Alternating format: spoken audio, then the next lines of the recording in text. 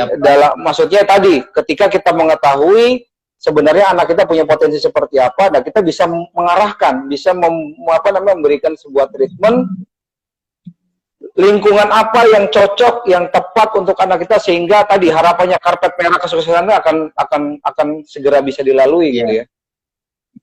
Teori yang kami pakai itu Mas Yusuf, fenotip. Jadi kita hari ini itu karena dua hal. Yang pertama genetik, yang kedua lingkungan. Persentasenya Kang? Ya, genetik presentasinya kecil 20%. Lingkungan 80%. Cuman informasi tambahannya, genetik itu tetap dan lingkungan tuh berubah. Artinya walaupun dia besar, tapi itu bisa berubah-berubah. Ya. Diibaratkan kalau genetik itu seperti tuan rumah, lingkungan tamu. Tamu yang datang 10 orang, tuan rumah cuma 2 orang, suami istri. Kira-kira aturan main mana yang dipakai, tuan rumah atau tamu? Iya, tuan rumah dong, penguasanya ya, rajanya ya. Tahu di mana kamar mandi, yang tahu di mana ya tempat tertentu adalah tuan rumah. Sama dengan Steven juga. Steven memang genetik berpengaruh cuma 20%, modalnya 20%. Cuman dia mestinya tadi, kata Mas Yusuf bilang tadi, yang 20% ini harusnya dibuat lingkungan sesuai dengan genetiknya. Dicarikan lingkungan belajarnya, macam-macamnya itu sesuai dengan genetiknya, maka dia akan lebih tumbuh subur. Ibaratnya ada sebuah benih gitu kan, ditanam di tempat yang tidak sesuai dengan habitatnya, ya tidak akan tumbuh subur. Maka kalau lingkungan disesuaikan, pilihan mainannya, pilihan sekolahnya, pilihan aktivitasnya disesuaikan, maka dia akan tumbuh subur. Masya Allah. Walaupun hanya 20%, tapi dia sangat menentukan ya. Iya. 20% itu kalau nggak sesuai lingkungannya, dia dewasanya nanti nagih terus. Kayak belum terpuaskan gitu loh, Yusuf. Maka itu mungkin sudah sukses di tempat A, tiba-tiba dia pindah gitu loh. Pindah luar. Dan saya punya sahabat dari SMA, mudah-mudahan lagi menyimak nih, Om Benny Badaru Zaman.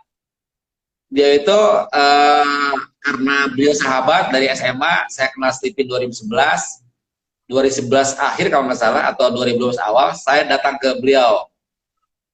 Tidak langsung dites, yang dites anak-anaknya, udah gitu, akhirnya beliau, pas diamati sama beliau, kayaknya konsepnya bekerja nih buat anaknya, sekolahnya, segala macam, kayaknya treatment ala Steven cocok nih. Akhirnya dites beliau. Pas dites, kayak saya, cuma dia introvert, feeling introvert.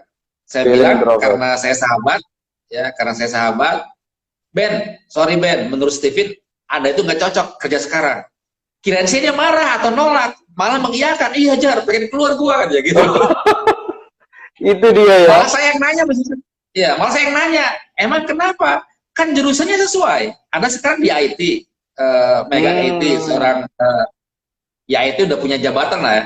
Terus lulusan juga sekolah IT. Iya sih, kayak saya bisa IT-nya, saya bisa kerjakan program-programnya. Cuman saya nggak punya passion. Disuruh sama bos 2 minggu, selesainya sebulan. Diminta sebulan, selesainya 3 bulan gitu. Bukan nggak bisa, cuman ngerjain itu kayaknya malas itu loh, nggak punya gairah gitu loh Mas Yusuf. Nggak ada gairah di situ bisa ya. kan? Ya, gitu loh. Sehingga dia memutuskan untuk keluar, membakar perahunya.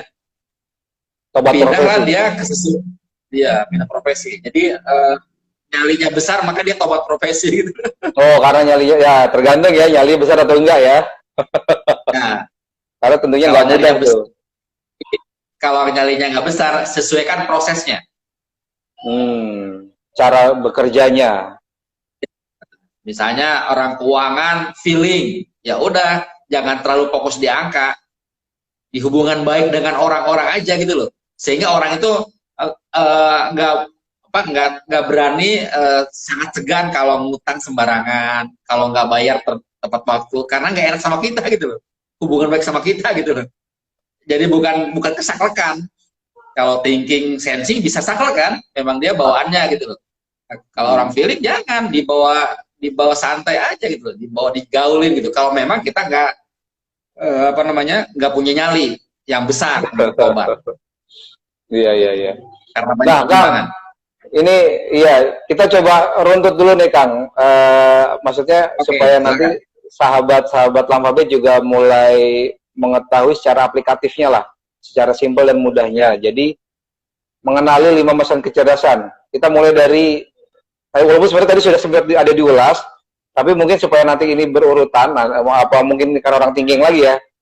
Jadi Siap. ada tahapan-tahapan ya, tadi ada sensing, ada thinking, ada intuiting, ada feeling, dan ada instinct. Nah, kita coba mulai dulu mengenal sensing, Kang. Sensing, baik. Sensing itu bukan sensitif. Banyak orang ya, kalau saya ngomong, oh kamu sensing, oh saya nggak sensitif kok Pak. Saya bukan sensing, Oke. bukan nggak sensitif saya. Bukan. Sensitif itu dari kata sense, ya. Jadi sense itu Indra ya. indrawi, indra. Jadi sensori indrawi. Maka Sensori indra. kata kunci pertamanya adalah buktikan. Jadi Buktikan. jadi kalau anak kita sensing gitu loh, harus ada buktinya, harus ada contohnya, harus ada kelihatan barangnya, dia bisa keraba, bisa kelihatan sama dia, baru dia bisa mempelajarinya, dia baru bisa yakin. Nah Harus ini dengan kan, contoh ya, maksudnya ya. ya contoh. Sebelum saya ke sana, sebelum saya ke ciri-ciri konkret, saya ingin ke filosofinya dulu secara umum, bahwa setiap orang itu dalam Stephen punya keyakinan ada kekuatan dan kelemahan, satu paket. Satu paket ya. Oke. Jadi kalau ada yang nanya ke saya, Pak, dari kelima itu mana yang lebih hebat? Kalau menurut Stephen, nggak ada. Kedua-duanya memiliki kekuatan dan kelemahan. Dan kita dianjurkan sama Stephen, fokuslah pada kekuatan gitu loh. Fokus kepada kekuatan. Nah, kita ke ngomong sensing. Sensing Kalau ya. ngomong sensing, kekuatannya di sensorinya tadi, di indrawinya tadi. Kelemahannya di dunia yang menghayal. Di intuitingnya dia lemahnya. Jadi sensingnya kuat, intuitingnya lemah. Oke, oke, oke. Sensingnya kuat, intuitingnya lemah, diagonalnya itu lemah. Dia rajin, dia bisa apa namanya, apa yang ya dia harus tampak, harus kelihatan rajin, ingatnya kuat, tapi imajinasinya kurang bagus, hayalannya kurang bagus. Kalau suruh ngarang yang abstrak, dia susah gitu loh.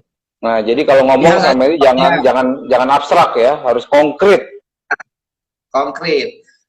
Itu ya, kalau sehingga dia tadi buktikan tadi kata kuncinya. Terus dia apa namanya, akan sukses bila rajin. Ingatannya akan kuat bila rajin, Mas Yusuf. Harus diulang-ulang. Nah, jadi kalau saya ingin konfirmasi ke Mas Yusuf karena punya anak sensing, betul nggak dia sering mengkonfirmasi ke Mas Yusuf? Iya, betul. Bisa. Nah, diulang-ulang mau hal yang sama kan? Iya, betul.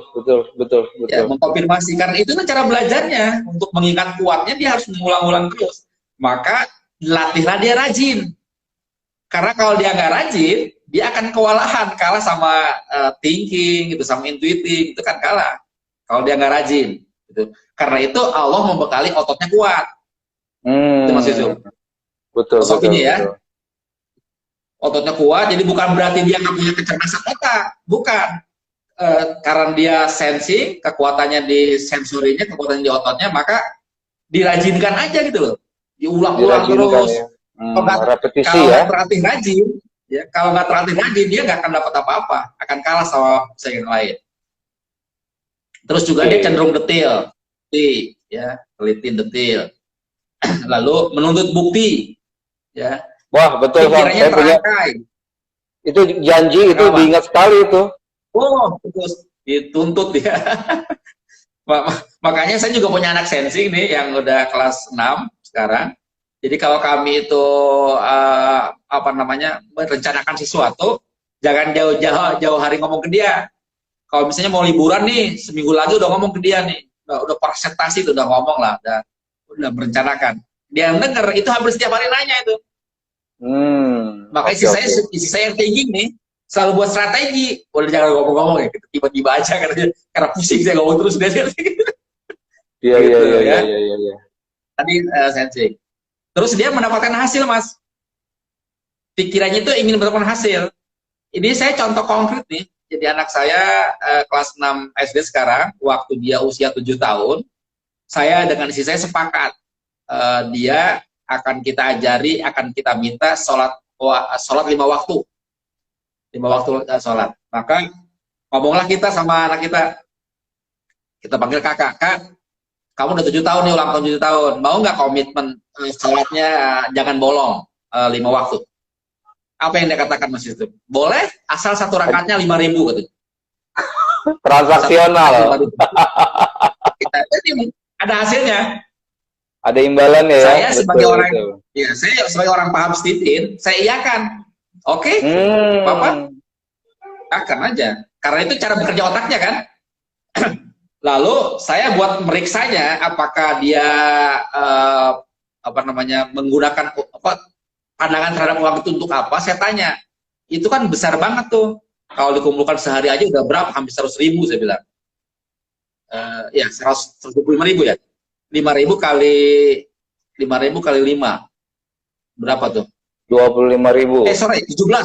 5.000 kali 17. Kan 17 rakaat. Iya. 17 rakaat kan? Itu udah hampir 100.000 kan? Iya. Ya nggak apa-apa. Nanti dikumpulin kan, kalau nanti banyak kita bisa pergi umroh katanya, kata dia. Berarti kan dia pandangan terhadap uangnya kan baik tuh. Oke, udah gitu jalan terus tuh. Ternyata nggak sampai 3 bulan Mas Yusuf. Dia suatu hari pulang sekolah gitu sore-sore sama saya, Bi, katanya. Ada apa? Saya bilang. Kata Bu Guru juga, kalau sholat mah harus karena Allah, nggak boleh diupah. Terus ya udah, jangan diterusin upahnya katanya. Nah kalau pakai teorinya Stephen Mas Yusuf, ya dalam Stephen itu ada namanya matra kecerdasan. Masih ingat ya? Matra kecerdasan. Paling bawah personalitas. Personality, betul. Itu Stephen-nya. Itu sensingnya gitu loh. Betul. Bahwa sensinya transaksional. Bahwa sensinya adalah hasil. Hasil nggak? Iya. Yang kedua naik apa namanya? Yang kedua namanya mentalitas. Mentalitas, ya. Terlatihnya, terdidiknya, pengetahuannya, wawasannya gitu kan. Nah, yang ketiga adalah moralitas. Berpikirnya bukan lagi aku, tapi sudah kita. Yang terakhir dekat dengan Allah. Spiritual, anak saya dalam perjalanannya nggak nyampe 3 bulan dia naik dong levelnya, bukan lagi personalitas. Sudah ada pengetahuan. Sudah ada wawasan dari gurunya. Maka wawasannya mengatakan, keilmuannya mengatakan bahwa sholat itu nggak boleh diupah gitu. Masya Allah, Masya Allah. Iya, gitu kan. Tapi tetap dia, kalau aku nanti pergi ke warung mah beli sesuatu, aku tetap minta upahnya. Iya siap, gitu. Gitu sesuatu. Kalau yang lain tetap diupah dia, tapi sholat enggak. Ya karena tadi dia sudah mentalnya naik. Dan secara konsep, dan saya pikir juga sudah terjadi, ya lama kelamaan bukan lagi transaksional yang keluar, mungkin sedekahnya gitu kan, karena dia spiritualitas tinggi gitu loh. Karena uangnya itu bukan untuk dia lagi, tapi uangnya buat yang lain, begitu kan, karena tadi levelnya naik. Kalau istilah kami namanya naik makom, jadi makomnya bukan lagi di personalitas, Stephen-nya itu bukan, tapi sudah mental, moral, sampai spiritualitas. Itu Mas Yusuf. Itu pastinya ada peran lingkungan ya di situ ya. Lingkungan tadi, yang 80% tadi. Ya, jadi 80% diarahkan ke yang punya dianya gitu loh, maksudnya. Baik. Yang ke sensingnya, ke thinkingnya, ya. Lalu juga orang sensing suka mencontoh. Sehingga orang sensing itu, kalau anak mahasiswa di pesantren kan bagus itu, contoh-contohnya kebaikan semua kan. Insya Allah. Kalau banyak contoh, ya. Kalau banyak contoh keburukan dia akan nyontoh gitu loh. Kan ada sebuah pernyataan Mas Yusuf, saya udah ngerasakan sekarang nih, kalau anak itu mulai SD, SMP itu kadang-kadang apa yang kita omong nggak didengar, betul nggak? Ya, karena memang masanya itu adalah peer group, masa berkelompok kan. Sudah kan zoomnya kan, sudah teman-temannya kan. Betul, iya. Tapi jangan salah Mas Yusuf, walaupun dia tidak mendengar omongan kita, tapi dia bisa melihat apa yang kita lakukan dan dia bisa meniru. Ya enggak?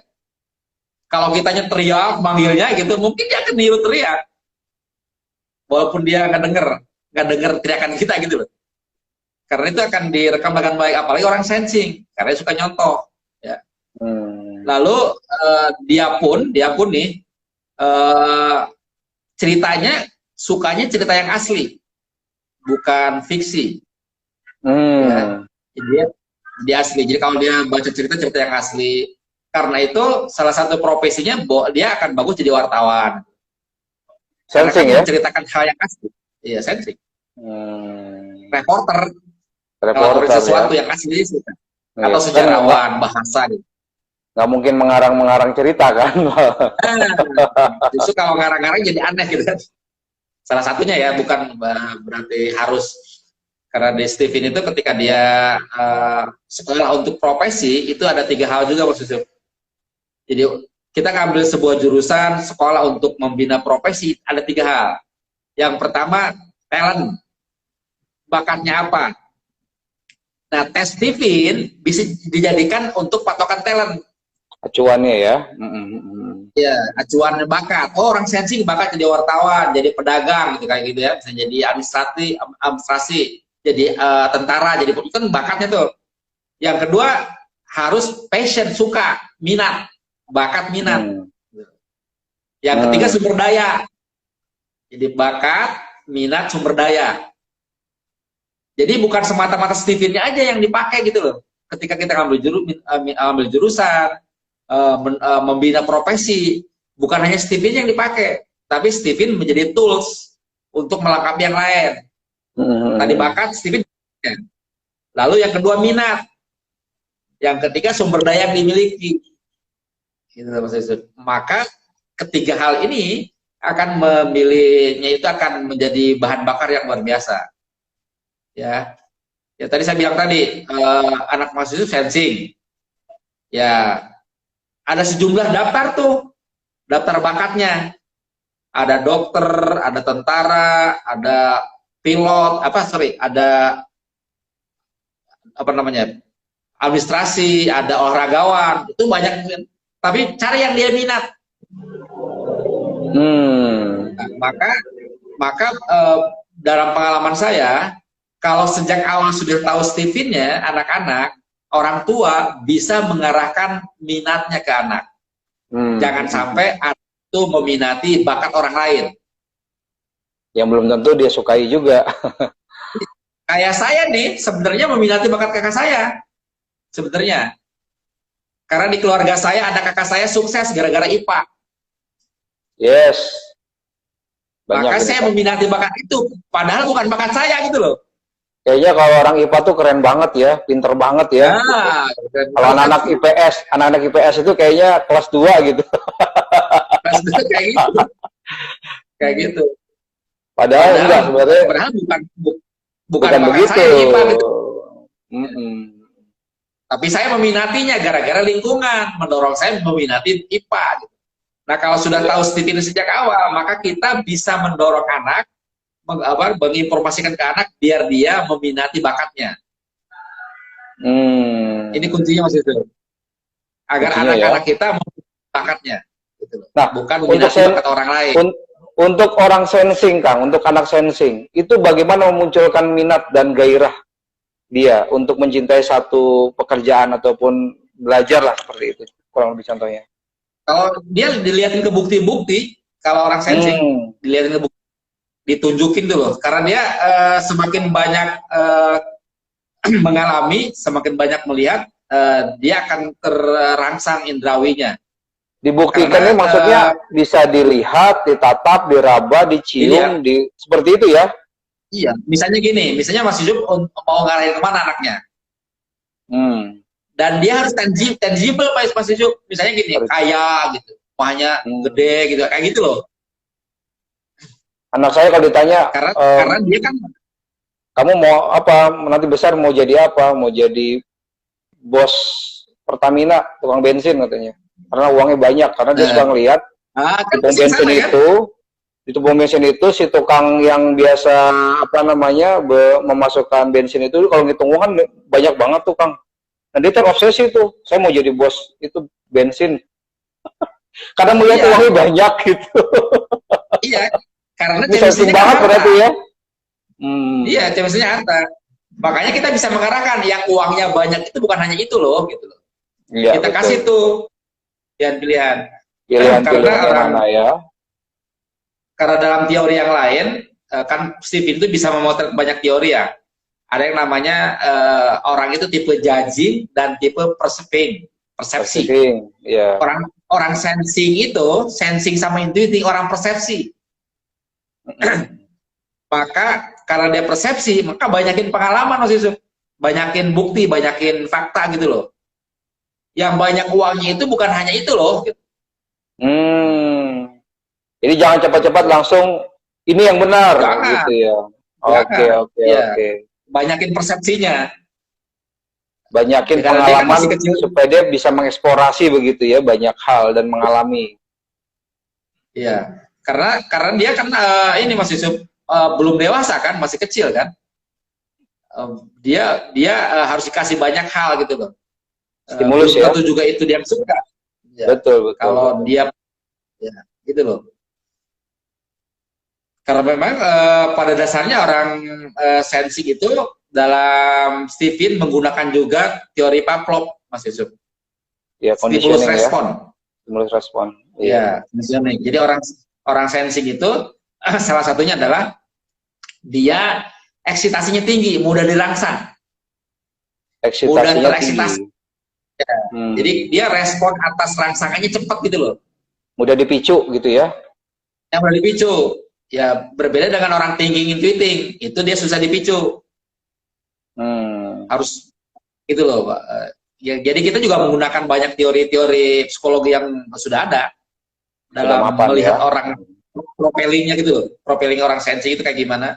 Maka disebut eksitasinya tinggi. Gitu loh, orang sensing itu. Jadi perangsangan dari luarnya cepat dapat. Maka dia kadang-kala gitu kelihatan sesuatu pengen langsung gitu karena langsung terangsang. Betul. Gitu. Maka sebagai orang tua kita ya banyakin pengalamannya. Jadi belum tentu itu yang bagus buat kamu loh. Coba lihat dulu terus sampai ketemu. Apalagi kalau kita sudah punya impian juga.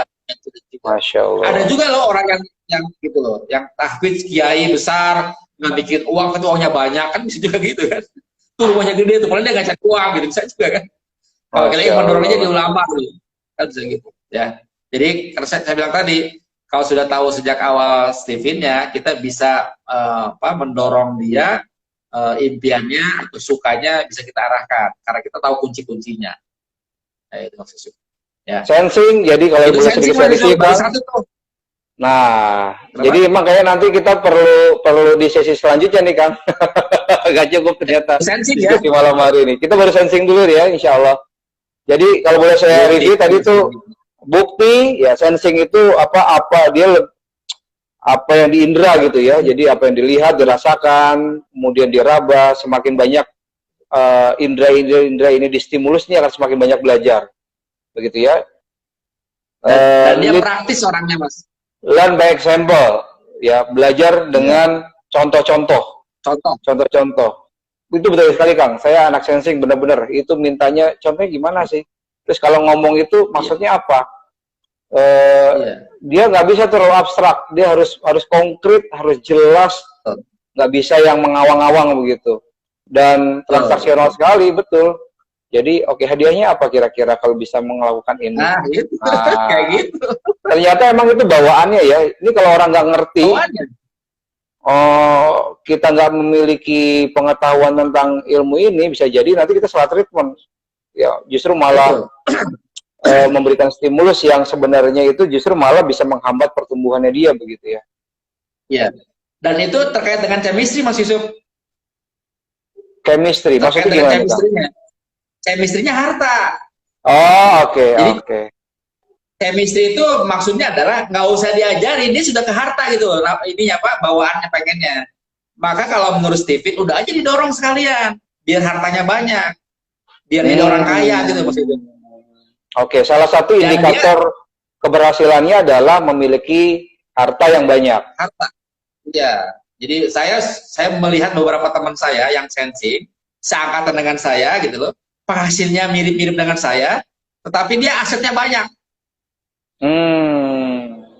Kenapa tadi? Karena bukti suksesnya adalah banyak aset, tangible, kelihatan, hartanya banyak gitu. Oke.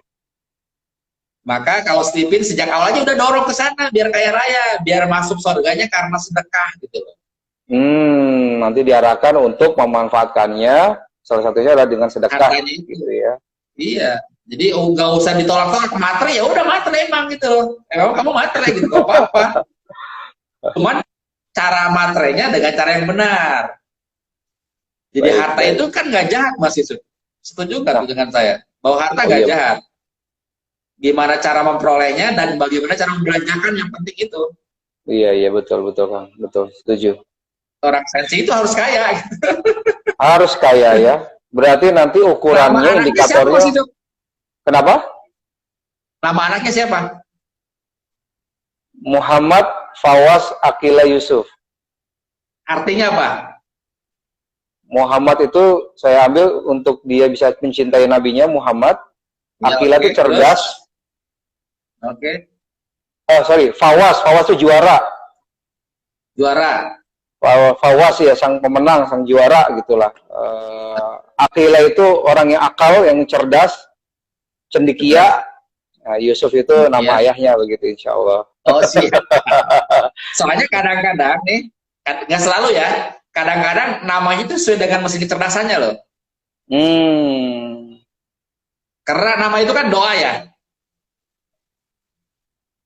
Betul. Nama itu kan doa. Betul. Maka bisa jadi, karena gini, Stephen itu kan genetik tapi nggak diturunkan. Ayah thinking, anaknya nggak selalu thinking, tapi bisa jadi betul. dari doa ayah ibunya gitu loh. Maka jadi seolah-olah sudah kasih modal tuh. Bisa jadi pemenangnya pemenang karena hartanya banyak. Betul. Karena bapaknya thinking, maka dia harus cerdas juga nih gitu loh. Orang tuanya kebetulan thinking dua-duanya nih Kang, thinking introvert dan thinking gitu? extrovert. Oh semantap. Ya, kemudian anak pertama sensing, anak keduanya feeling, anak pertama sensing introvert, anak kedua feeling extrovert, anak ketiga sensing extrovert. Oh semantap. Gitu. Jadi ya mohon maaf kadang memang mereka merasakan kalau kita sebagai orang tua thinking ini memang bawaannya itu tegas, serius, yang kadang strict gitu ya. Jadi kadang mereka aduh galak banget sih gitu. Ya mungkin itu sebagai sebuah bawaan ya. Masya Allah.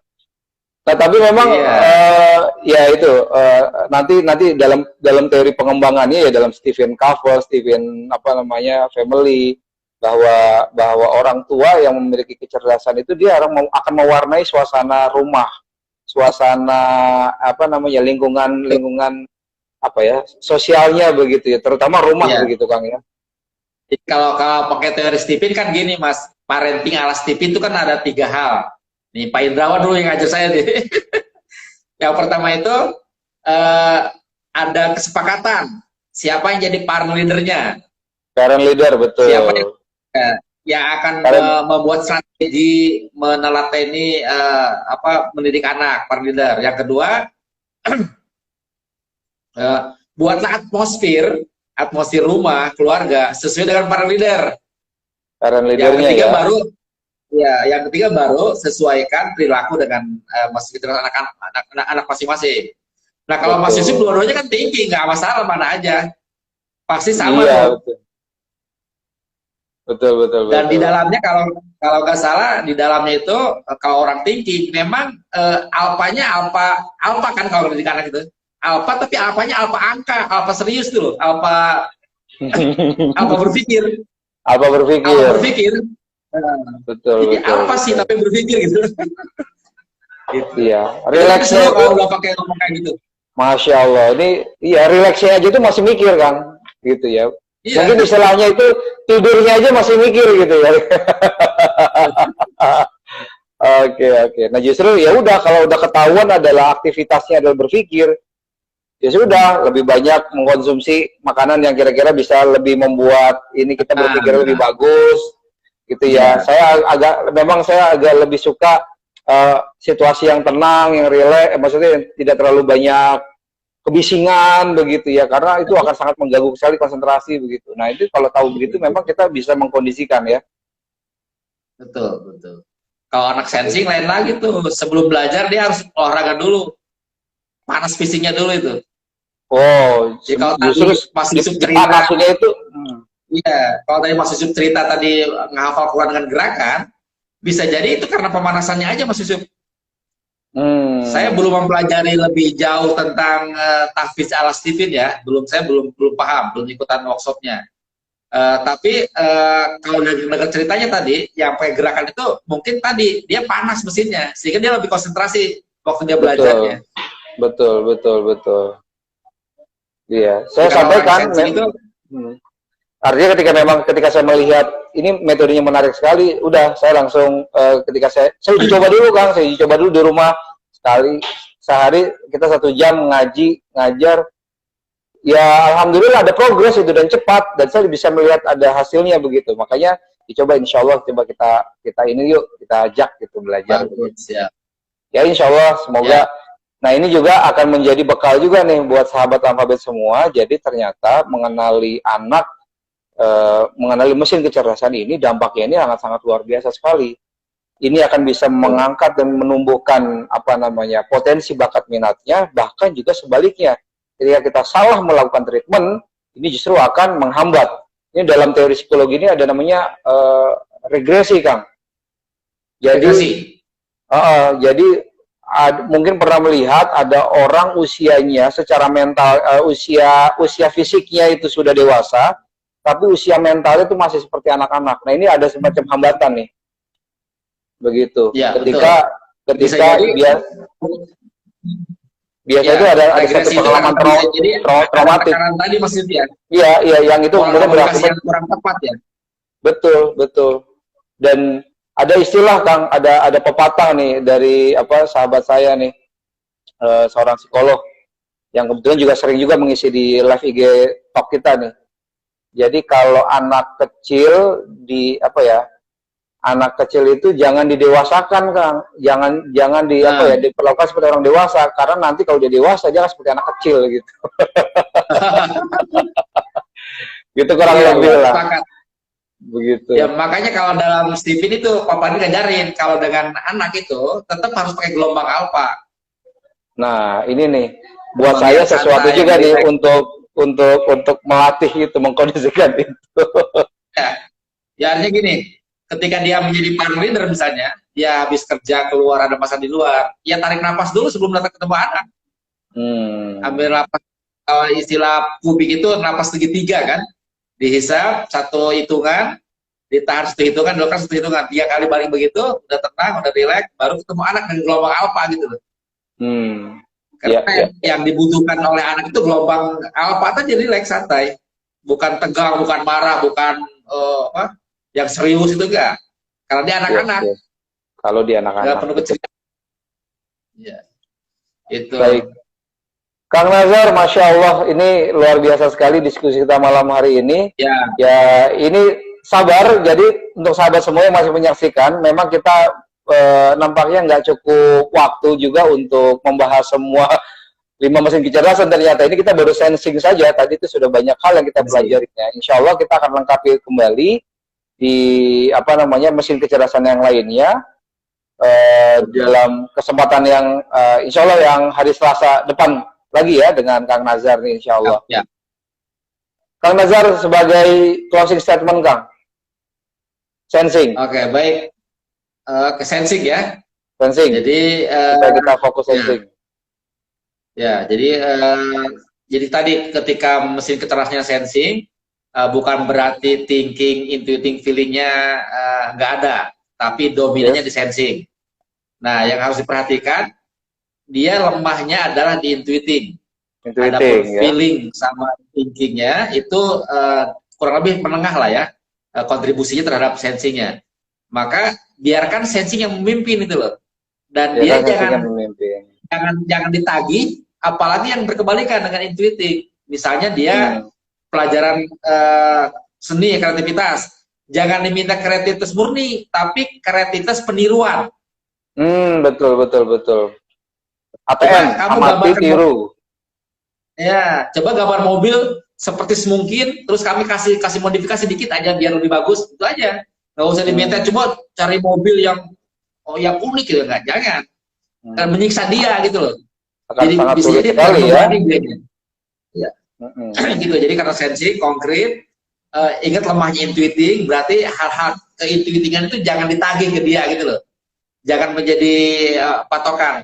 Jadi kan tadi karena dia adalah ikan, jangan diminta untuk memanjat dulu. Karena dia sensing, jangan diminta untuk menghayal. Karena dia sensing, jangan diminta untuk hal-hal kreativitas murni. Ya, maka tanyalah yang punya dia. Udah berapa kuat kamu larinya gitu. Kayak gitu. Udah berapa teman kamu kenal namanya. Sudah berapa hafalannya, itu yang tanyakan yang punya dianya. Sehingga tuntutan kita adalah tuntutan kesensingannya, bukan nuntut yang lain. Maka anak tidak akan stres walaupun kita tagih. Kang Nazar, terima kasih lagi sekali lagi atas waktunya malam hari ini bersama Alphabet Indonesia. Kita berbagi ilmu, semoga ini menjadi keberkahan untuk kita semuanya, Kang Nazar. Nah, ini buat sahabat semua yang mau tanya lebih dalam nih, boleh juga nanti Kang Nazar nih, ya, tentang personality genetik ya, tentang bagaimana sih mengetahui kecerdasan kita, kecerdasan anak-anak kita, sehingga nanti kita bisa lebih mendalami lagi, dan yang paling penting adalah bagaimana memperlakukannya sesuai dengan kekuatannya, gitu ya. Fokus kepada kekuatannya. Satu, fokus hebat. Ini menarik sekali diskusi malam hari ini. Terima kasih Kang Nazar atas waktunya yang luar biasa. Sama-sama, Mas Yusuf. Oke, insya Allah kita akan lanjutkan di pertemuan yang akan datang. Tetap di setiap hari Selasa jam 7:30 kita akan bahas lanjutan tentang personality genetik bersama Kang Nazar. Oke, terima kasih. Kita tutup dengan baca hamdalah. Alhamdulillahirrabbilalamin. Allahumma wa bihamdika asyhadu an la ilaha illa anta astaghfiruka wa atubu ilaik. Terima kasih untuk sahabat semua yang sudah menyaksikan tayangan ini. Mohon maaf lahir batin jika ada yang kurang berkenan. Sampai bertemu lagi. Assalamualaikum warahmatullahi wabarakatuh.